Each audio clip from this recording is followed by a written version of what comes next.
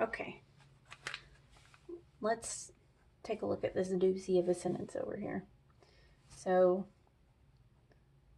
we have the subject of the children. That's pretty simple, right? Got a determiner, a noun, and it's plural. The child, right? Very easy subject for this part. And then we have the predicate. Oh boy, that's everything else. Now, I see that we have a complete sentence back here. They were hungry. So I know that because they were hungry, it's going to be an adverbial clause. But what about all night? Like you said, it seems like it's just a noun phrase that's just jammed in there. It's actually a noun phrase that's functioning as an adverbial because all night is describing something about the way the children have been crying. Remember how the first example Dr. Jun gave us of an adverbial is every day. If we do something every day. Well, this is similar. Crying all night. This is an adverbial. It's a noun phrase that's functioning as an adverbial. So sometimes it's like, it's not so easy to see it. You know, it doesn't make sense all the time. So we got some auxiliaries, right? We got present tense. And we also have perfect progressive. Have been crying, right? Perfect progressive.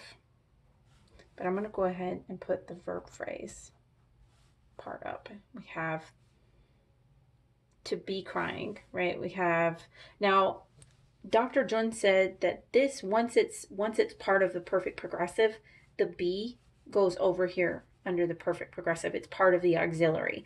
The only verb we have is cry. The only part of the verb phrase we have is cry. That's it.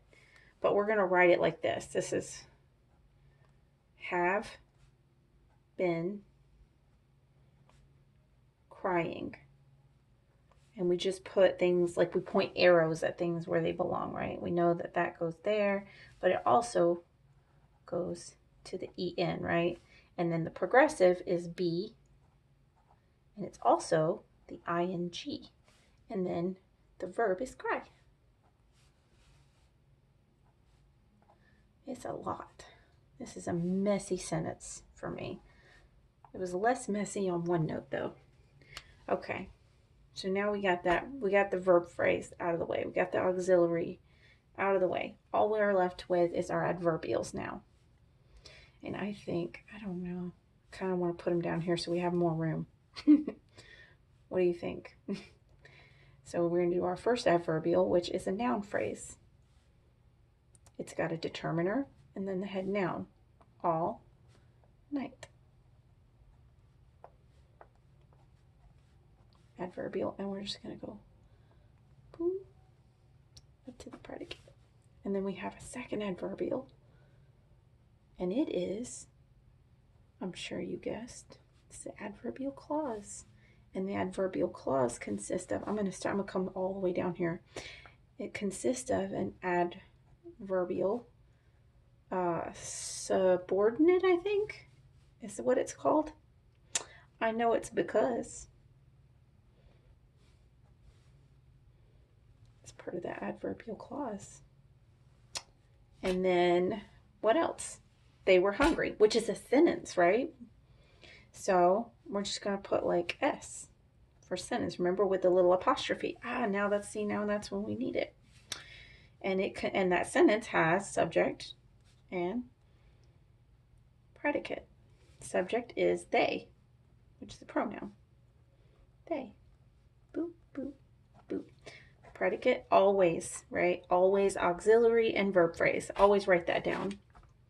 In this case, auxiliary is just a tense. It's the past. Were, right?